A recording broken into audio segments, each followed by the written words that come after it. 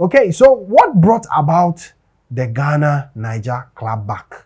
Okay, what brought about the Ghana-Niger clapback? Now, this is the topic for today's exclusive. Or I don't want to use feud or the Ghana-Niger banter. No. I want to say the Ghana-Niger clapback because it is not the two nations, fighting each other. No, it is one nation clapping back at another nation because of their success story and claiming dominion and supremacy over their success.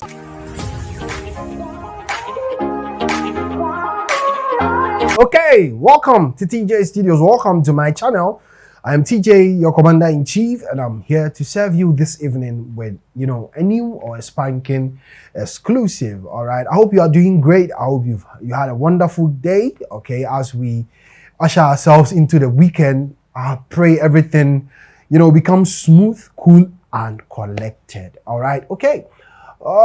Basically today is an editorial I've researched into, and I want us to look at it holistically, and your opinions and your thoughts will be needed in the comment section. Now, what is on the bill today? Before I do that, you can call me Emeka Chukwu Emeka and for Laren. All right, shout outs to everybody watching me out there. Okay, on the bill today. Now, let's look at this topic. It's an editorial, an educative one, and let's digest and dissect it together. As, like I said, your opinions will be needed. It's just a brief, precise, and concise one. The last day of this month, tomorrow, will usher us into a new month of June, my birth month, and I'm happy about it. Okay, all right. Okay, so what brought about the Ghana-Niger clapback?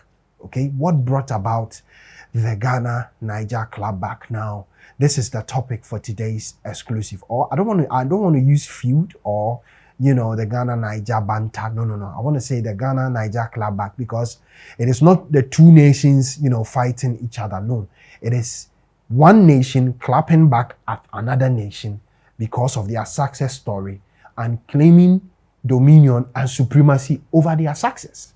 And one nation is not happy about it. So let's look at it now. First and foremost, let's take our minds back to, 20 years ago, years back. Let's say 15 years ago, a production house in Ghana known as Miracle Films started this Ghana-Niger collaboration. You get it? Miracle Films is owned by Samuel Nyamiche, right?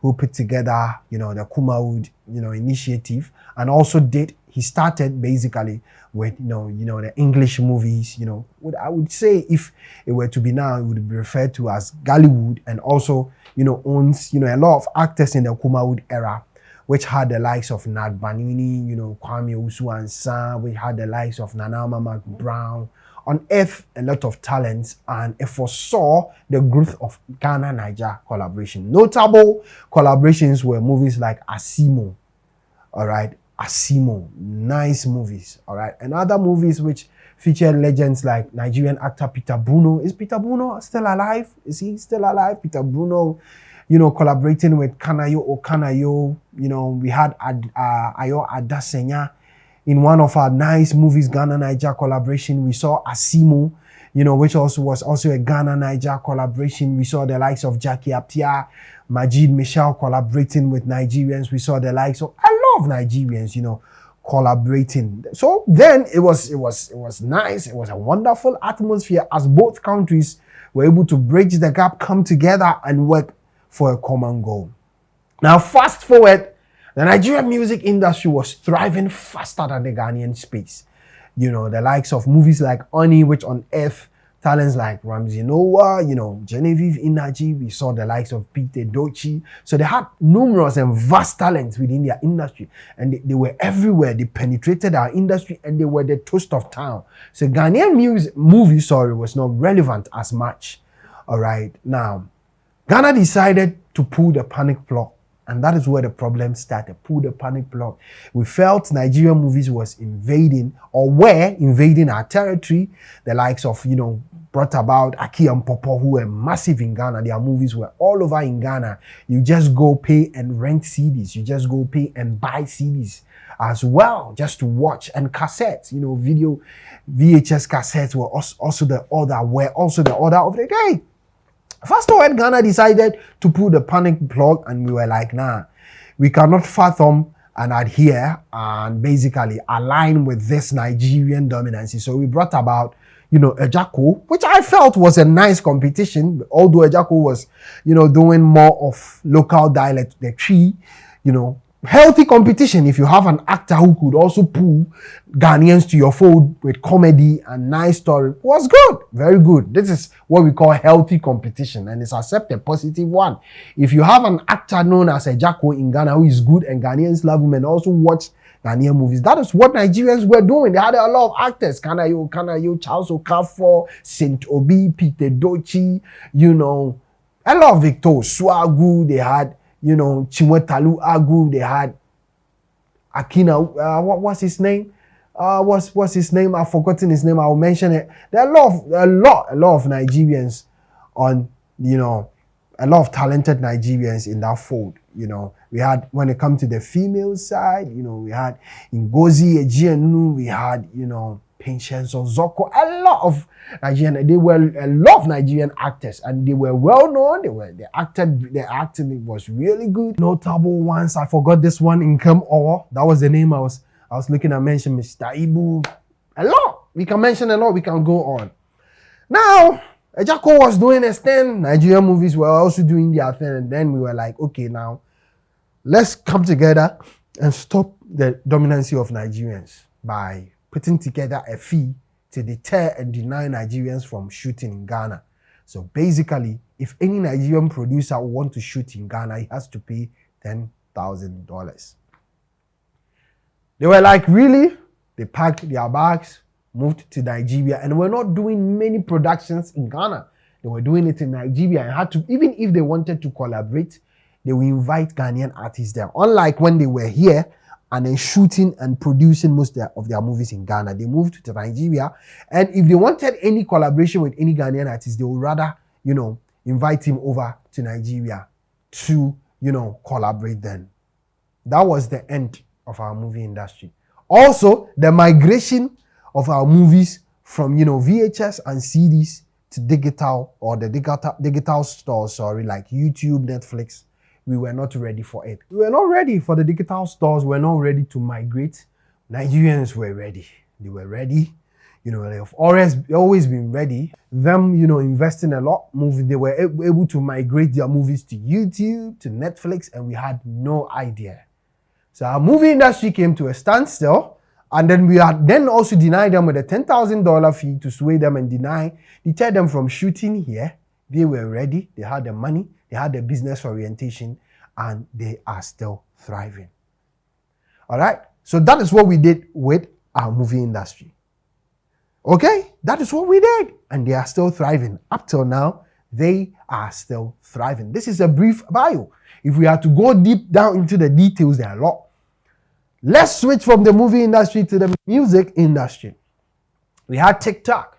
Had a nice song. Nigerians loved it. And it was, I don't want to use the word dominate. No, it was a hit song. All right. They loved it. As such, Tony Tetwila was on board. No Nigerian said they taught Ghana anything. Then we had VIP, now VVIP, Ahonkawum. They had a hit song. Nigerians loved it. It was nice. It was played in Nigeria. As such, it brought about a collaboration between them and Two-Face Idibia. Nigerians never said they are teaching Ghanaians anything. They loved Ghanaian songs, and they loved, the tune. They loved the hip life genre then, and they jammed. You did not even see one Nigerian saying we taught Ghanaians anything then. The likes of Kenny's Music signed TikTok and VIP to their label so as to distribute and share their songs in Nigeria. It brought about collaborations between them and Tony Tetwila, like I said, them and Two-Face Idibia, and a host of Nigerian artists. No Nigerian artist or Nigerian producer like the likes, or basically the likes of Kenny's Music, never mentioned that they are the one teaching Ghanaians. They understood. All they did was to collaborate with us. Then the table turned.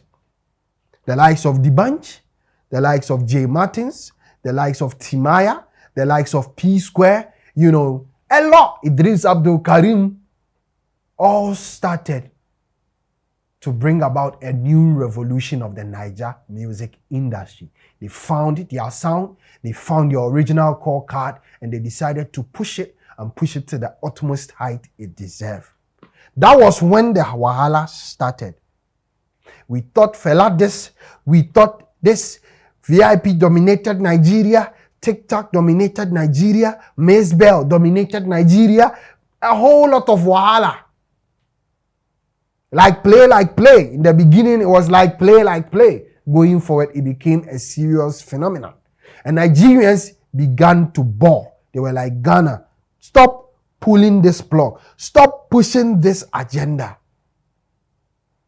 Now, the new generation, the Burna Boys, you know, the new generation, the Davidos, the new generation, you know, the Wizkids, Ashakes and all are taking their music to a different level. Just as the P Squares did. They could go to, you know, a whole lot of countries and it will be a sold out event. The D'banjs. You get it? That was when Ghanaians began to feel uncomfortable. And instead of us to keep quiet and collaborate, we were looking for genres like dancehall. We were thriving in genres like rap, reggae, and we put away high life. We put away our hip life. We decided to do borrowed genres. And we decided to compete. When they were collaborating, we decided to compete. Even if there was a collaboration, we were doing it on a negative tangent. So what brought about the Ghana-Niger feud? What brought about the Ghana-Niger clapback? It started with us. It started with Ghanaians. When Nigerians were all over the place, we decided to compete and be masters and to claim supremacy and to feel like we are bosses and bring out and opt out our ego. That was when we started killing ourselves gradually. Now, our music industry, I don't want to say it's nowhere to be found, but it's I don't want to use certain words, guys. I don't want to use certain words. Our movie industry is down. It's nowhere to be found.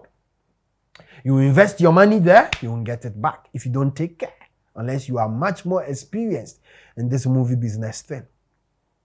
Our music industry, well, is a local-based fundamental foundation of an industry where everybody is protecting his space. Everybody wants to eat. Artists are building fan bases to protect their craft. The SM, the Stonebwoy, Beam Nations, the Sarkodie, Sack Natives, whatever other artists do will never place these camps. Now our industry is protecting its own and competing and sounding negative. We started this clapback. We started it. And my prayer is that a new generation of industry players will see this and will look at erasing this negative aura, this negative, cloth, which has covered the face of the Ghanaian music and movie industry, entertainment industry. They are thriving. They are worldwide. They are business oriented. They are everywhere. Our negativity will never stop them. And I know now we've realized. I'm praying for a new generation.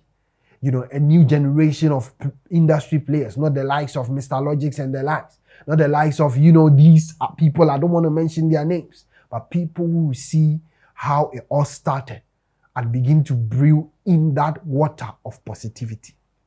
So my question to you, I'm done with today's editorial. Who started the Ghana-Niger clapback? Automatically, it is us, Ghanaians. And the earlier we realize this, the better. This is a Pan-African channel. I don't know if I'm making sense today. I don't know whether what I'm expounding today makes sense. But guys, what do you also think about this? Who clapped back? Who brought about this clapback? I know it's from my country. I know it's from my people. And the earlier we realize this, the better for us. All right? I'm done. My name has always been TJY. It's a brief editorial for the last month of May as we usher ourselves into the month of June. What do you also think? Share your thoughts with me. and let's do this together. You can call me Emeka. You can call me Chuku Emeka for Larin, as given to me by my Niger people. It's all love and positivity. If you birth and if you have a heart of positivity in you, that is always, or that is what you preach always. And that is what I'm here to do, guys. Drop your thoughts, share your thoughts with me, and let's do this together. I'm signing out of here. I salute you. Peace out.